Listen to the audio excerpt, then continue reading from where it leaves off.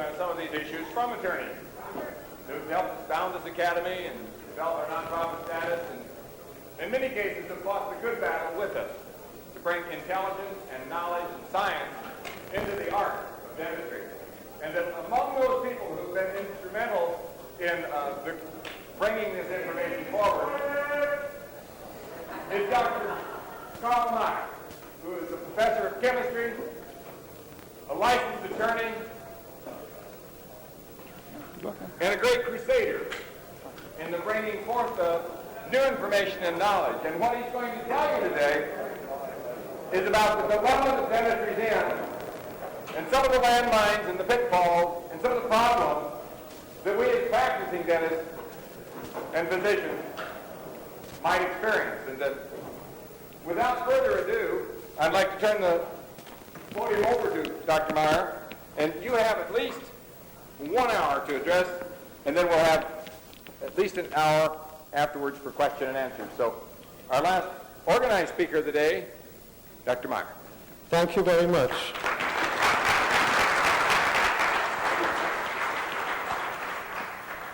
I'd like to thank Dr. Kennedy and all the people here who have invited me, and I hope that you all can hear me. Due to the great attendance, there are people there in the back, and I was myself most of the time in the back. It hasn't been totally equal throughout the day, so if you have trouble hearing me or understanding me, please don't just wait. Just raise your hand or whatever is necessary, and I'll do whatever I can to improve it. I would like to divide my presentation in 3 parts. The first part, I would like to speak a little bit about what we already have heard today, the facts concerning amalgam. I'm a chemist, as you heard, and I'm definitely not the dentist. So the way I look at amalgam may be a slight bit different than some of the prior speakers have, and I'd like to start off with speaking about facts. What do we now really know? Dr. Wimmy gave an excellent summary, and I agree fully with him. It's amply proven that amalgam isn't safe. In the second part, I'd like to speak about law. The law which deals with the application and the practice of the art and science of dentistry. And as a result of my discussion on the law, I will recommend that you never tell a patient that mercury or dental amalgam isn't safe. I hope you all got that. In the scientific part, I'm going to tell you why I believe it's not safe. In the legal part, I'm going to tell you why you should not tell your patients that it's not safe. And that's a recommendation, and any recommendation from an attorney is only one opinion, and you are free to reject it. But if it comes down to stand up for your license, I'd like to explain to you why you all should say amalgam isn't proven safe, rather than it's not safe. There is a veil of a difference in words, and that's what I would like to point out to you. And so the third part of my presentation is going to be, what should you do and what should you not do with what you hear at this symposium or generally about science. I'd like you to know that the US Congress voted in the 18th century, around 1790, to adopt the metric system. And we have not yet adopted the metric system. If scientists at universities prove that mercury isn't safe, please be patient. And please realize that it might take a little time before that knowledge filters to the people who have control over your license. I'd like to point out at the end of my lecture that in some respect, those of you who are practicing dentists are a little bit in the same position with an airline pilot who discovers that one of the gadgets in an airplane is totally unsafe, and he has a much better gadget which he develops in his garage. I'll ask you, if you're in a passenger seat, would you like that pilot to use his own gadget? Do you think that pilot would fly more than one segment on his trip? The problem is that science and society and these things have a very complex interaction. To start with facts, amalgam isn't amalgam, and amalgam alloy isn't amalgam alloy. Our firm was litigating a case, and in this case, which was entitled Yost versus Patterson, Kerr, Johnson and Johnson et al., we took depositions of manufacturers of alloys. There is currently a dental amalgam alloy on the market called Argentum, manufactured by Hammond in Simi Valley, California. Ladies and gentlemen, that alloy is made after a composition invented in 1934 by an accountant who personally makes the ingots and shaves them down. The chemical composition of that alloy is so that it will readily corrode according to all scientific knowledge, which was integrated by the American Dental Society in the 1970s. There are problems with tin and zinc compound. I'd like to point out to you that quality control is a very important problem. I wrote a letter to the Committee on Dental Devices of the American Dental Association and to the ANSI Standardization Committee, and I told them I would like to draw your attention to the fact that there is an alloy, the composition of which I believe is not suitable for use in human teeth since circa 1974. I said, what is your accreditation program? Would you look when that alloy was last reviewed? I got a letter of acknowledgement and nothing was done. My letter was written in February 1993. I'm patient. I'm going to come back to that subject, and I'm going to find out how are actually the materials which you use in your practice screened. If it has these various approval seals, does that mean that that material was suitable in 1934, or is it suitable today? In my interest in this field, I should say it was stimulated, and I can't possibly mention all the people who have been instrumental, but I'd like to point out Dr. Evans, Richard Evans, and also Dr. James Adam and Dr. James Ott, who helped me understand the field and make actual experiments. We measured mercury emission from amalgams as a matter of trituration time and all that stuff. And we quickly discovered what we later confirmed through discovery in litigations.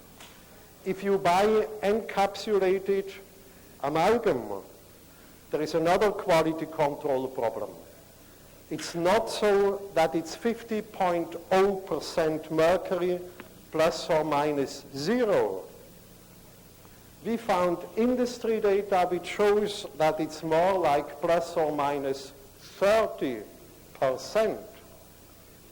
So, a substantial number of the amalgam alloys that are mixed have very large trituration times because they have excess mercury. Now, I don't need to repeat here, but I do it anyhow as a chemist. Dental amalgam does not chemically react with the alloy in an irreversible manner. It actually is a reversible reaction, and not only that. Amalgam is a composite which only functions the way it does because it contains excess mercury. The stoichiometric composition of dental amalgam, its mechanical performance, is dependent on excess mercury, which scoops up cracks and various malfunctions, fissions, metallurgical and chemical in the solid. So, dental amalgam actually contains excess mercury. Otherwise it gets brittle and it fractures. Now I'd like to also point out how does amalgam really come out of the tooth. Well, as Dr. Wimmy, Dr. Kennedy pointed out, and as you all know, there are two mechanisms. One is vaporization. If you took my chemistry class or the chemistry class of any one of my colleagues, you know that mercury vapor is elemental mercury. Mercury is a relative of other heavy metals such as lead, cadmium and things like that, and silver. What makes mercury special, chemically, especially poisonous in dental amalgam, is that the vapor is monatomic. Individual atoms come out. Because the chemical reaction of chemicals depends on the form in which they are dispersed. If you have a chunk of, say, aluminum, it may be chemically totally unreactive. And you all remember from your chemistry class that aluminum actually would react with water and dissolve in a redox reaction. But if you have a big chunk, then it forms an oxide film and it doesn't react. And that's a problem with mercury coming out of teeth. You have it in the most reactive form. It's immediately available for transport. Now the other question is, how does the mercury come out if you are a bruxer, if you chew and through abrasion? Well, it's largely corrosion. The corrosion, according to the EMV, the redox potential, does not affect mercury. It affects zinc and all the other components. So the reason why mercury from a chemical viewpoint comes out of amalgam is because it's left over after the rest of the alloy is consumed and dissolved. This brings me to the question of what actually, that has been addressed before, are exposure paths. Well, the exposure paths depend, of course, on different surface aspects of a tooth. I told you I'm not the dentist, so that's the way I see a tooth. If you have here an amalgam filling, it may be that actually saliva covers that filling and that the release rate of amalgam is not as high as it would be as if you snort with an open mouth and have a dry mouth and a large top surface. Likewise, obviously, the abrasion aspect on a side of a tooth is going to be different than if you have a structural component. I don't want to bore you with very much more in regard to the chemistry. I just want to point out that quality control is a very, very important factor, and I want to very quickly go into the exposure aspect. I worked for about 5 years with regulatory agencies, and I've been involved in writing federal regulation on chemicals such as formaldehyde and things like that, which involve not only risk assessment, but exposure assessment. And listening to Dr. Kennedy's and Dr. Winnie's talk, I would like to make sure that all of you realize that if you look at the toxicity of a material, the first thing you look at is at the source strength. Where does it come from? How much comes out?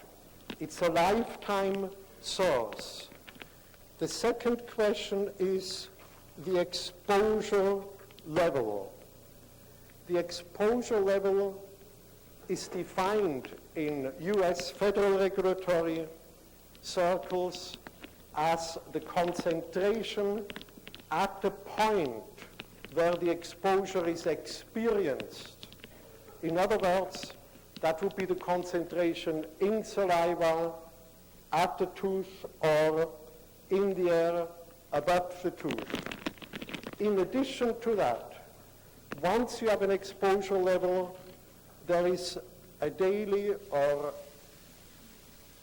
an intake question. How much of it goes in? That which changes always in regulatory agencies. But for those of you, and I know there are quite a few of you who are quite distrustful of the government, ability to regulate professions, I'd like to point out that we have a law, and the law is obeyed by the agencies very well, which deals with the harmonization of toxic regulation. It's no longer possible for one agency to declare something poisonous and for another agency to say it's safe. They have to harmonize what they do, and they have done so in regard to mercury, and that's going to be my next subject. So there is an intake, then there is an absorbed dose, there is a body burden, which also was called today retention. And there are other ways of looking at it, and I'd like to point out to you what Dr. Winnie said today. There is absolutely no question any longer about the exposure, the source strength. People from the ADA-sponsored research has actually been published, which perfectly confirms the exposure and the emission rate. They don't contest that. I believe it's uncontested. I believe that the exposure level is also totally uncontested among scientists. The exposure level, thanks to Professor Lorscheider and Wimmy and all the other people who follow them, is very, very well established and not in dispute. A major area of dispute is how much of what we are exposed to goes in. That's where a lot of the dispute is. Individually, from person to person, that varies very strongly. As I indicated, if somebody snorts with an open mouth at night, he just breathes, there is very little saliva production, then obviously there is a huge buildup of mercury in the saliva.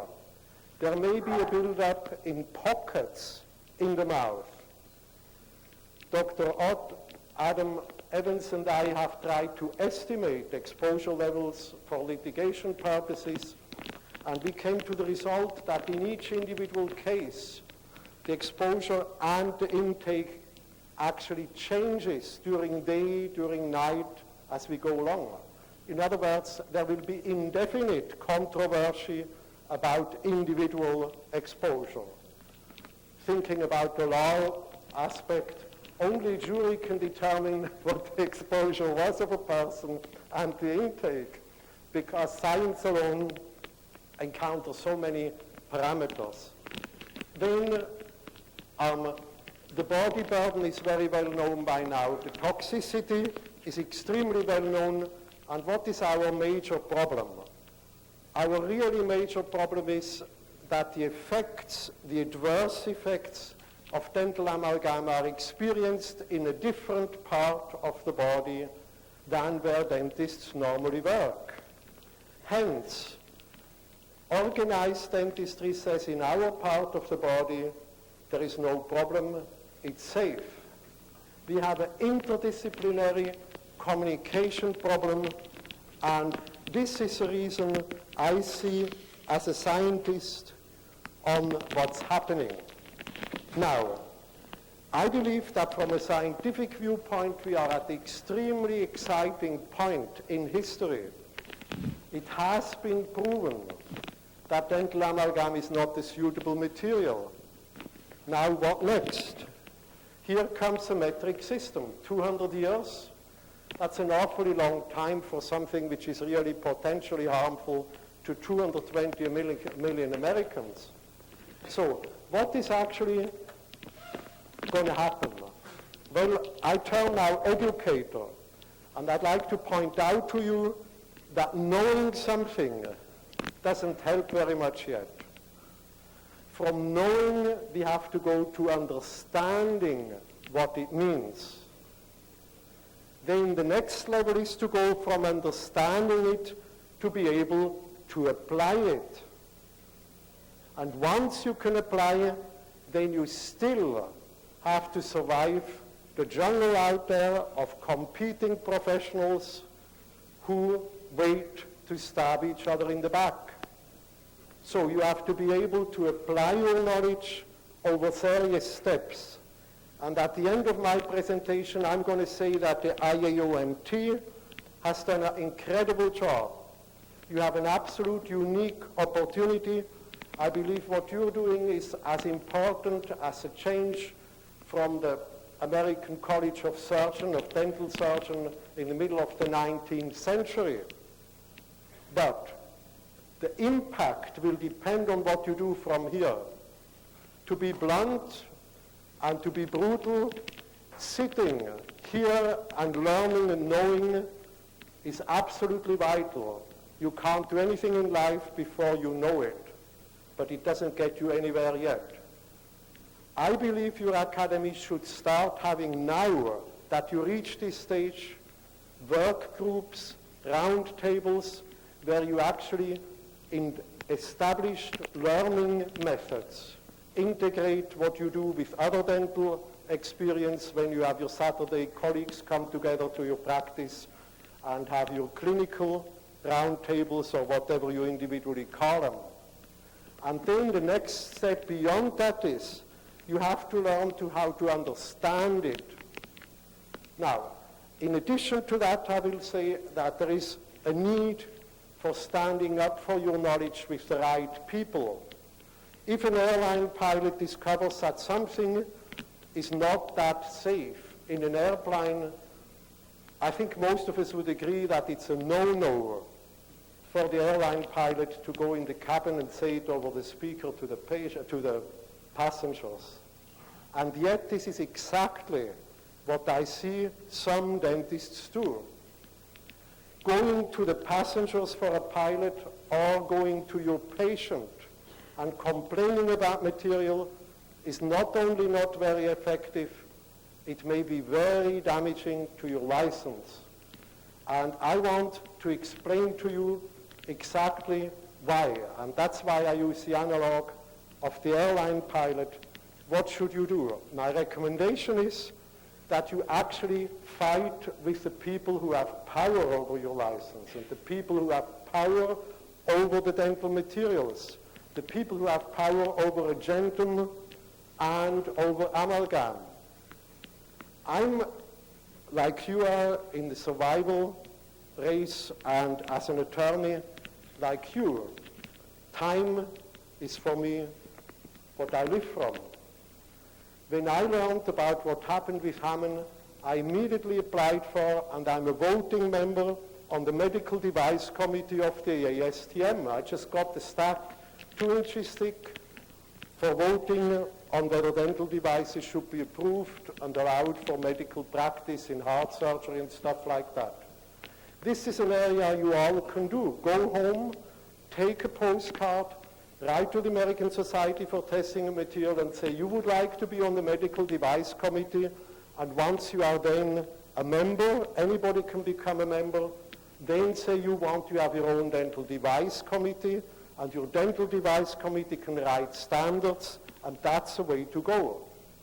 As a matter of fact, I'm an elected official of the American Society of Testing and Material because of my participation, and the way to set standards or to implement knowledge of the type which is now available is to actually serve on the recognized bodies.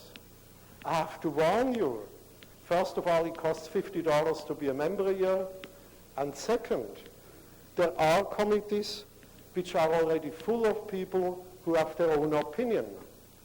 The essence for having an impact is to communicate with these people, and the way it works is that in these committees there is a consensus mechanism.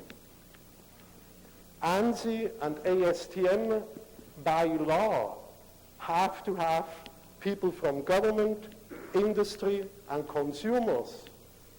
And it's absolutely essential that you make your voice heard on those committees and that you can vote. And if you vote no, then they have to get together and they have by vote to determine why what you say should not be implemented. I'd like to point out that our participation in that process gives you a balanced input.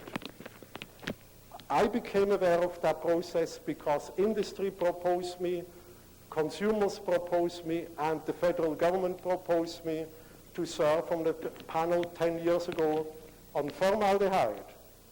It was a rather rare situation that all the 3 people in that triangle agreed whom they wanted to organize a committee, but I was not aware of the power of that until I got involved. Now, the question is turning to the legal aspect of your involvement. What is actually the impact of science on your daily work? Well, the way our society works is that we have legislatures, they make laws, and then it's implemented. You know that your license is done on a state level, and in that kind of situation, there is a board of dental examiners who is involved in determining what material people use. You all know theoretically about it, but unless these people call you before them, and unless you have to struggle with them, many of you may not realize how important it would be for you to talk with your legislatures and have input on who serves on those committees. Usually on politically appointed law bodies, the people who are on those committees are people who are politically motivated. They are ambitious people, politically motivated people who seek power.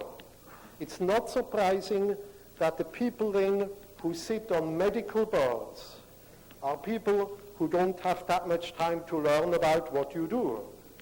I don't know, but I doubt that anybody in this room is a board of dental examiners, a member in any state, and if he is, I'd love it if he would tell me after the meeting, because that's where they actually should be. In reality, the people who make a decision what materials you can use are actually people who usually are older. They don't have time for continued education. They don't bring each other before the board. And they rely on what usually is entirely obsolete knowledge. What about dental education? I was a chemistry professor for 22 years at the University of Washington, and I can tell you that a good number of professors actually teach through their whole life what they think they should have learned when they were students. In other words, a dental professor appointed in 1950 teaches today what he thought he should have learned in 1930. That's planned obsolescence. And that's exactly what happens also on the board of dental examiners. In addition, the healthcare professional, including perhaps not you, but the gentleman to your right or to your left, may tend to be conservative. And I, as a patient of dentists, like a conservative dentist. I don't want him to use me for experimentation. So actually, factoring in conservatism, which is a positive force in ensuring quality, caution, it's not surprising that if a dental board makes a decision over the care used by a dentist, that they will judge you by approximately 1920 technology. The sad thing is that some of these gentlemen are unable to adopt the opinion of other people. And maybe I should say right here and now, in the legal process, whether one should use, say, preventive composite resins or dental amalgam, is something which in the legal context is determined by experts. It's not so that the judge makes his own mind up of what he likes, and that's what the rule is. Our legal process provides an almost parliamentary approach. You hear both sides and you balance them against each other. Unfortunately, if you want to have an impact, you need to make sure that your legislature knows that. You just have to go in your pocket. They're banging around. Okay. Hold these. In your pocket. Thank you. So, what we have observed is, as recently as this June again, that there are states where the state board listens to a university professor from his own state school who tells him that during the last 5 years there has been very great progress on preventive composite resin materials. And you can have a professor who testifies for local dentists, and an arrogant group of Board of Dental Examiners says, we learned in school that amalgam is what it is about, you must use dental amalgam. And that is not because of a dispute over the actual material, it's a question of the knowledge which you possess. I believe you should make workshops for dental board of examiner members. You should challenge them, and you should state by state, target states, and you should insist that they, as appointed public officials, meet with you. And you have a right to say what you said today, and they have an obligation to tell you what they believe, and then let those dental examiners think about whether what you say should have some weight.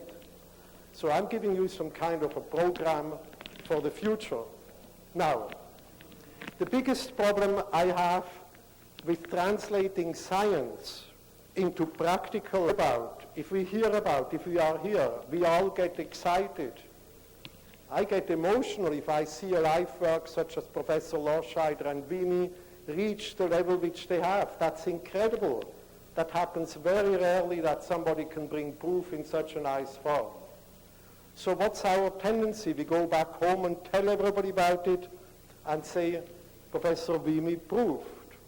Pretty soon we say it is proven that amalgam is not safe.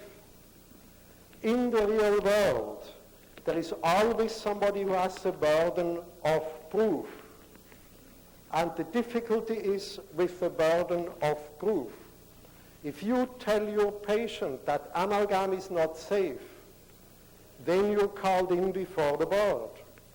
And the board is going to say, prove that it's not safe, and you have the burden of proof. And in the legal system, you are a dentist and you are not allowed to speak about toxicology. You're losing hand down because you can't even open your mouth. You're not in that field. At best, you bring 16 experts from the field of neurology, human exposure, toxicology, you name it. And then all these people present their thing and the board says, I don't believe it. Never get, that's what I as a lawyer can help you. Never say it's proven unsafe. What you want to point out is, who is the guy who has the burden of proof? In our country, he who makes a buck has to prove that he has a safe material. The dental amalgam manufacturers have to prove that amalgam is safe. If we sue them, that's what they have to prove in court. And they haven't proven it, have they? So if you say the material is not proven safe, you're absolutely on safe ground. You can tell anybody in the world, anytime, amalgam is not proven safe. And then they have the burden of proof that it is safe. Now, there is a problem. We have that fight with amalgam, and as a lawyer, I have seen these fights as long as I live. We have so many dental devices, so many medical devices, that when Congress enacted the Medical Devices Act, they said, we cannot handle all of them at the time. They grandfathered in amalgam. You all know that they actually haven't done anything about amalgam. They have only spoken about the composite, the alloy, and about mercury, and they even goofed on that. But basically, in regard to dental devices and medical devices, the law is that if it's an old device, then the burden of proof is not on the manufacturer until there has been a large number of justified complaints. The problem is, what is a justified complaint? Anything you say is unjustified because you are not president of the ADA. So, the problem is that the burden of proof in medical devices for grandfather devices is reversed temporarily unless you can show that there are health effects and stuff. I want to go back to the scientific aspect and point out there is absolutely no question that there is a high level of exposure to dental amalgam, but as you know from the public health report of January 15, 1993, done in the dying days of the Bush administration, it's not proven that there is a direct connection between individual health effects and with dental amalgam. How do we handle that? I don't know a single patient in the world who is willing to take an unnecessary risk involuntarily. We take foolish risks, skiing, hiking, climbing mountains, driving our car home after the meeting. But this is a voluntary risk. I have yet to find an American who is willing to take an unreasonable, involuntary risk. And that leads me to another topic, namely, can we put amalgam into somebody's tooth without his permission if there is a risk?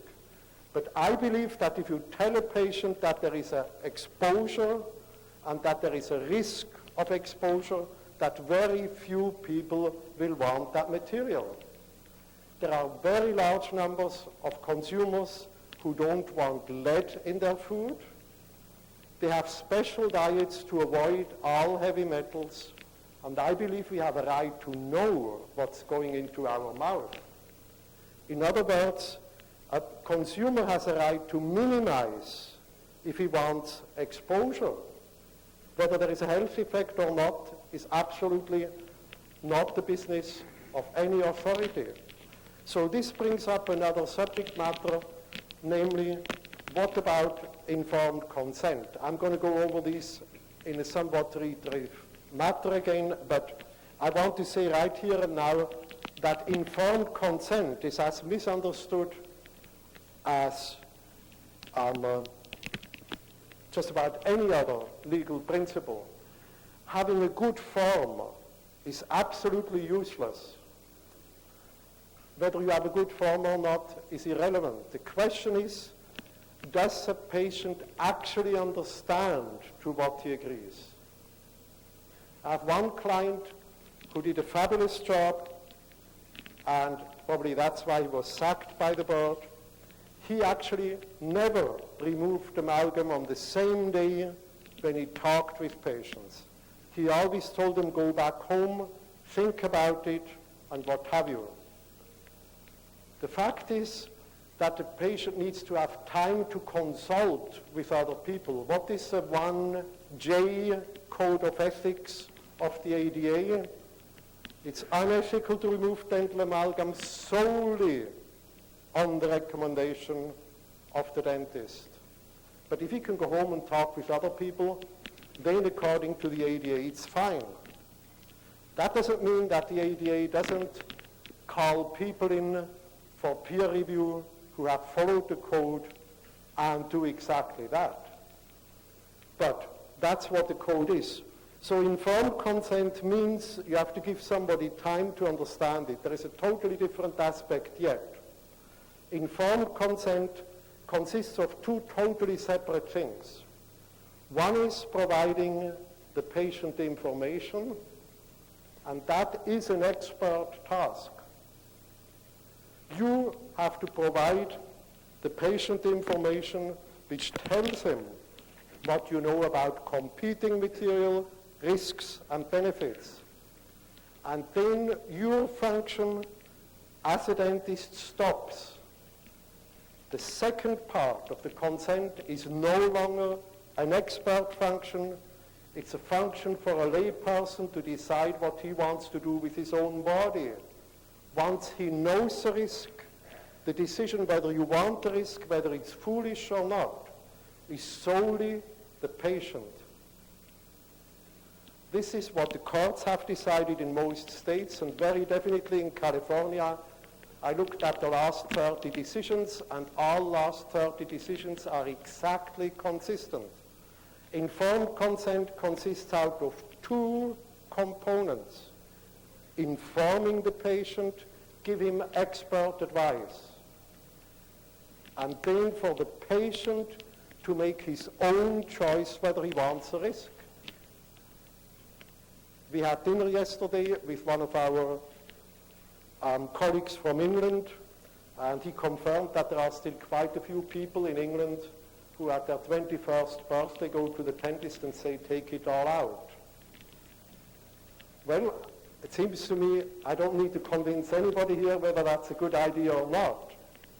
But as long as somebody knows what the consequences are 40 years from that point on, if somebody walks in your practice says, I want all my teeth out, just make sure he knows what the consequences are, give him other options, but then it's up to him to make that decision.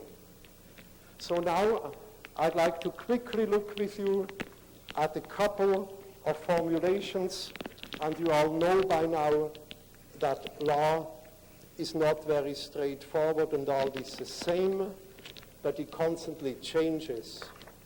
And I'd like to show you now what the California current law is concerning the standard of care.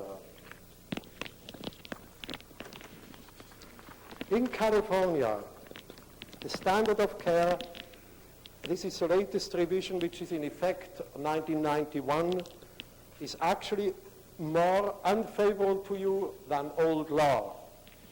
It says in performing professional services for a patient, the physician has a duty to have the degree of learning and skill ordinarily possessed by a reputable physician, practicing in the same or a similar location and similar circumstances.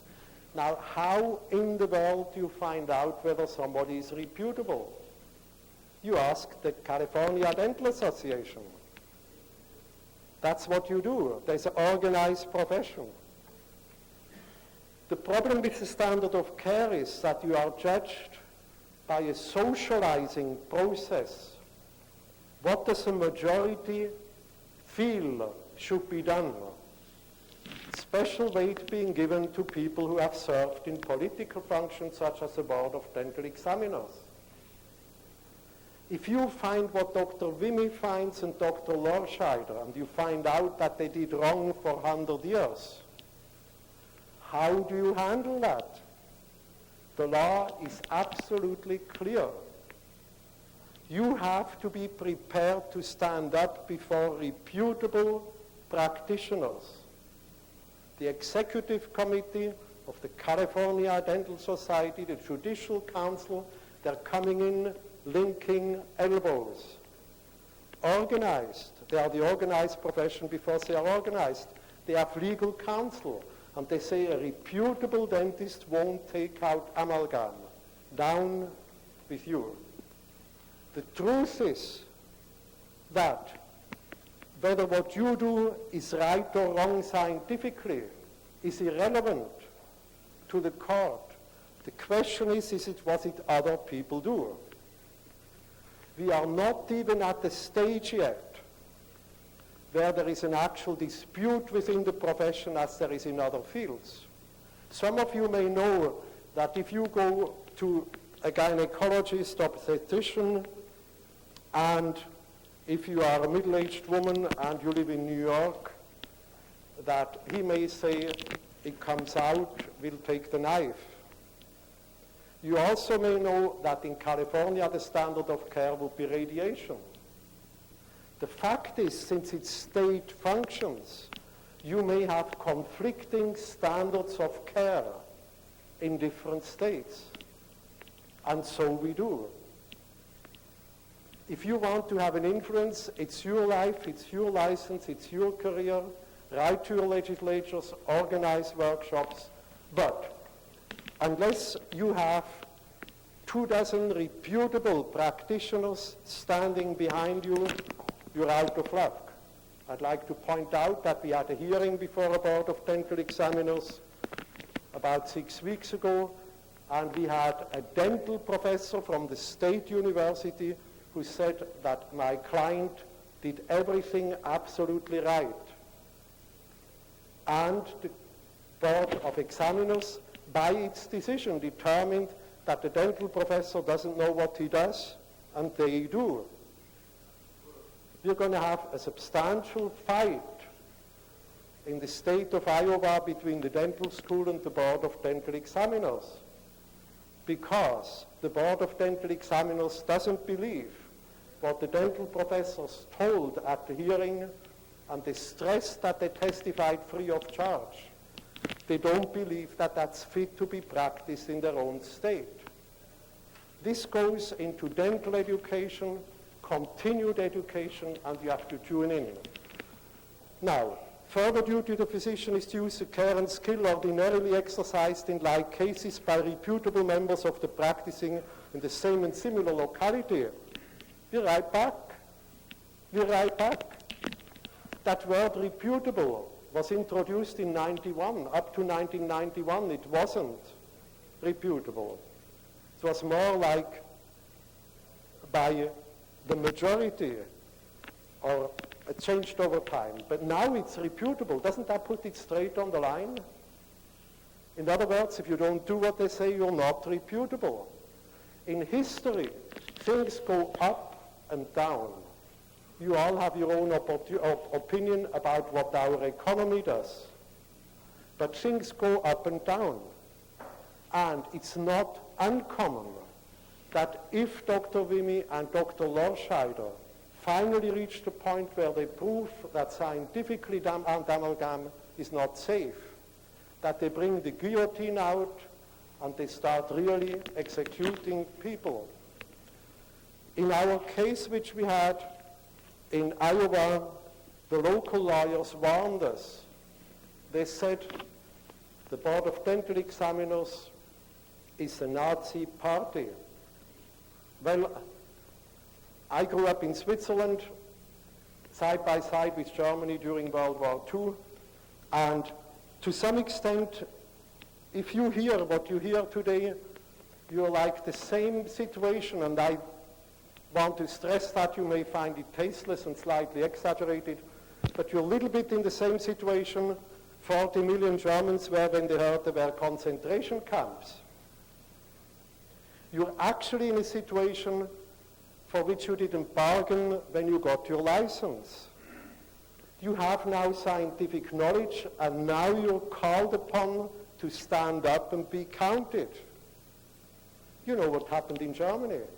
40 million people kept their mouth shut, and it needed outside intervention. We had to go and help them from over here. Well, who is going to come and help you? I'd like to point out to you that sociologically, your situation is very well known to lawyers. You take any group of people, 90% are nice guys. They cooperate, they do whatever needs to be done. In a stable society, no progress, no problem. 5% of the people are always roaming around looking for power. They are the wolves. And there are 5% who are white sheep. They are the guys who say, I know we shouldn't do it. And history shows that the wolves always will find the white sheep. You've got to do something about those 90% sitting there. You are now at the stage where I believe you have a unique opportunity as an association to adjust to what you learned today and go beyond it and actually participate in the education. So we have the problem of that you know something which is scientifically true, and I come back with my example. Presume you are an airline pilot. Can you just do it? In 1965, I flew from New York to San Francisco. It was a beautiful morning early, and suddenly my American Airlines Super Electra took a dive. The pilot said over the speaker, we are 20 minutes early. I'm going to show you something you have never seen. He went down to 2,000 feet and flew through the Grand Canyon. Do you believe that in 1965 an airline pilot could do that and nobody said anything? What would happen today? Think about on the way home. What would happen if your airline pilot would do that? For me, that is one indication whether our time is as free and as open as the 1960s were or not. I believe that pilot would be arrested by the police when you arrive in Chicago. But the fact is, don't get discouraged over the long-term prospect. These things go up and down. At the present time, especially when the wolves looking for political power know that what they say is not right, they can only do what the Nazis did, namely they have to come with the stormtroops, and they have to get very, very rough. Now, informed consent, that's again the California law, except as hereinafter explained, it's a duty of a physician to disclose to the patient all material information to enable the patient to make an informed decision. Can you read it? Material information is information which the physician knows or should know would be regarded as significant by a reasonable person in the position of decision when deciding to accept or reject the recommended procedure. Now, there is no duty to discuss minor risk inherent in common procedures when such procedures very seldom result in serious effects. I have bad news for you. This is a decision which came out in September 1993. This is a current California law. As far as the state of California is concerned, everything I told my client up to about October 15, 1993 is no longer true. In the state of California, there is no duty to inform a patient if the CDA believes something is safe. Somebody's got to do something about that, but we have had an incredible setback in law within the last 12 months. Now, I heard that I can go on until midnight, so I want to be sure I tell you everything I know. What about in regard to informed consent counseling patients? The problem with that is that it's almost impossible to do so without going outside of your field of competence in regard to dental amalgam. We did find, and we have used very successfully, the fact that the Council on Dental Materials and Devices did instruct you in the mercury hygiene instructions in 1991 that the dentist must be familiar with the symptoms of toxicity of mercury. This is something which we see in a lot of our clients creates some misunderstanding. You must be, you don't only have a right, you have an obligation to be informed on toxicity. And whenever I have a hearing, inevitably, the opponent does not know about toxicity, they merely say it's safe. That's a very powerful tool. Where does it turn against you? The problem is diagnosing diseases which are not within your competence is a no-no. It's very difficult to recognize that somebody has a tremor and say, this is a tremor, and I recognize it at mercury, and not say, if your doctor says it's multiple sclerosis, I believe it's mercury toxicity. But in dealing with patients, you have to be extremely careful that you never get into the slippery area of diagnosing and, for heaven's sake, not treating medical diseases outside of your area. The biggest problem I believe we have with the entire dental amalgam situation is that the pro-amalgam people have all along overstepped their knowledge and said, we know it's safe.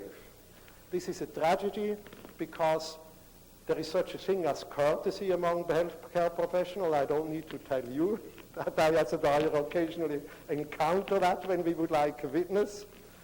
So that courtesy among healthcare professionals means that the neurologist will not investigate mercury toxicity if the dentist says, I've used that stuff, no problem.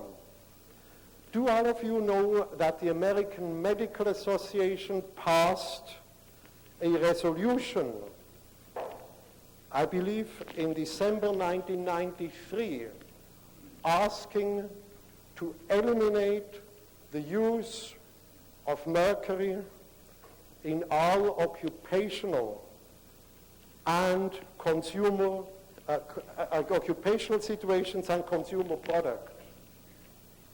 I wrote them a letter and said, how about dental devices? Well, there is a problem with that.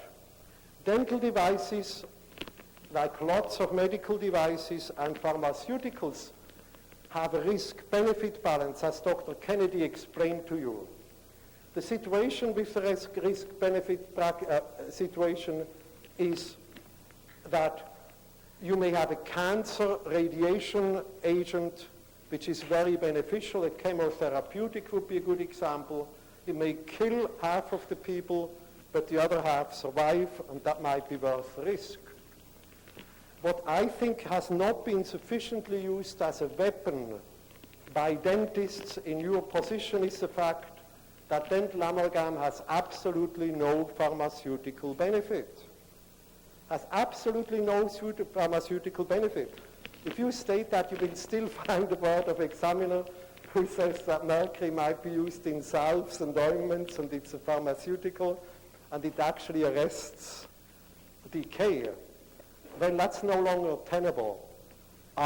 It has been established, and I told you that by all regulatory agencies, that mercury has no pharmaceutical benefit in any context anymore, period. I tell you that because I was treated with mercury compounds for acne through most of my youth. Now, there is another weapon I'd like to give you about that. I mentioned harmonization of regulation. We have mercury from sources other than dental amalgam. EPA has regulated dental amalgam from time immemorial. Do you believe that the aluminum industry, which uses mercury, that they went belly up?